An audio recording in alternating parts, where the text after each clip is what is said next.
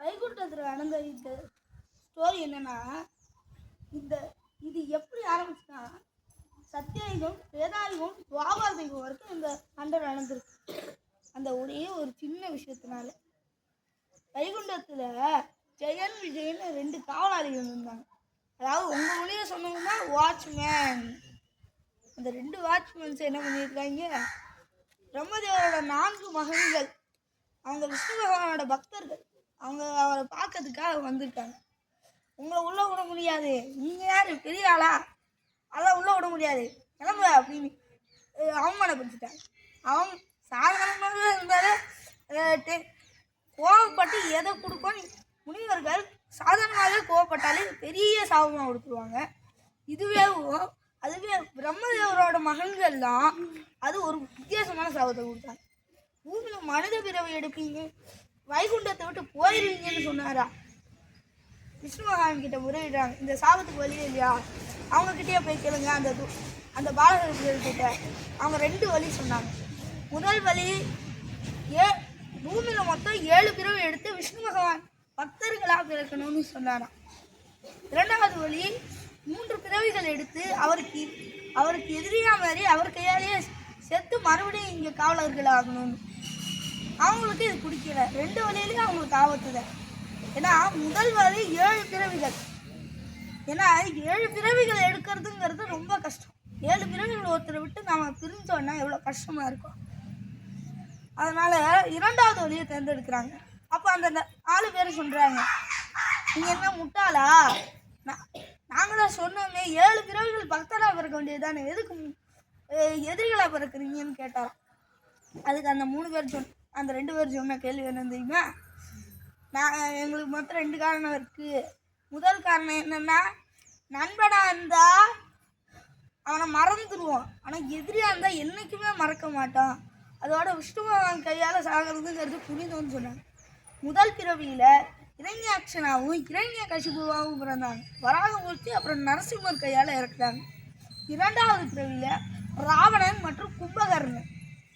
ஆனால் கும்பகர்ணனுக்கு வித்தியாசம் என்ன தெரியுமா, கும்பகர்ணன் தூங்குறது அவனுக்கு அமர வரம்.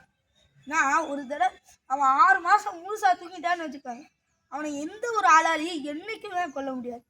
ராமர் தெரிஞ்சுக்கிட்டு, சரி இலங்கைக்குள்ள பிரச்சனையை கிளப்புவோம், நிச்சயமாக கும்பகர்ணனை எழுப்பி விட்டுருவான் ராவணன் சொல்ல நினச்ச மாதிரியே ராவணன் கூப்பிட்டு யாராலையும் எழுப்ப முடியாத கும்பகர்ணனை எழுப்பி விட்டுட்டான் ராவணன்.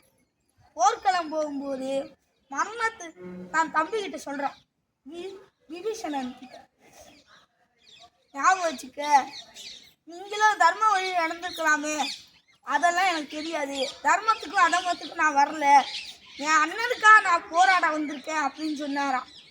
அப்படி நம்ம தெரிஞ்சுக்கலாம், அண்ணன் தம்பின்னா இப்படி இருக்கணும்னு. கும்பகர்ணன் நல்லா தூங்கிட்டு உறங்குறான்னு மட்டும் திருட்டு தூங்குறான்னு சொல்லி அவமானப்படுத்தக்கூடாது. அவனை மாதிரி ஒரு உண்மையான மனிதன் இல்லை. பிரம்மதேவர் கொடுத்த சாபத்தையும் வரத்தையும் மீறி அவன் எந்திரிச்சிருக்கான். அடுத்து 3வது பிறவி நம்ம கம்சன் மற்றும் சிசுபாலன் தான் இருக்கிறதே 3வது கண் பிறந்த 4 கைகள் கொண்டவன். அவன் யார் மடியும் உட்காரும்போது அவன் கைகளும் கண்ணும் மறையுதோ அவங்க கையால் தான் அவனுக்கு சாவணும். இதை தெரிஞ்சுக்கிட்டு அவனோட தாய் கிருஷ்ணகிர முறையிடுறார். சரி, நான் அவன் செய்கிற 100 தவறுகளை மன்னிக்கிறேன்னு சொல்கிறாரு கிருஷ்ணர். கடைசியாக பாண்டவர்கள் இந்திரபிரஸ்தத்தில் பதவியேற்கிற நாள் அன்னைக்கு 100 தவறுகளையும் செஞ்சிடுறான். அதனால கிருஷ்ணர் கோபம் கொண்டு சுதர்சன சக்கரத்தால் தலையை வெட்டிடுறார். விதி ஒரே ஒரு சின்ன அவமானம் தான் படுத்தினார். அதனால 3 யுகம் வரைக்கும் அவங்க கஷ்டத்தை அனுபவிச்சான். அதே மாதிரிதான் நம்ம என்னைக்கு எது செஞ்சாலும் அதை ஒழுங்காக செய்யணும். அதனால நாம் இது 3 விஷயத்தை கற்றுக்க முடியும். 1, கடுகு சிறுத்தாலும் காரம் குறையாது. 2வது, நம்ம எதிரின்னு நம்ம யாரையும் திருட்ட தூங்குறான்னு யாரையும் அவமானப்படுத்து. அண்ணன் தம்பின்னா கும்பகர்ணனும் ராவணனும் மாதிரி இருக்கணும்னு சொல்லுவாங்க. 3வது சிம்பிள் தான். அதாவது நம்ம என்னைக்குமே ஒருத்தங்களை அவமானப்படுத்தக்கூடாது. நன்றி, வணக்கம்.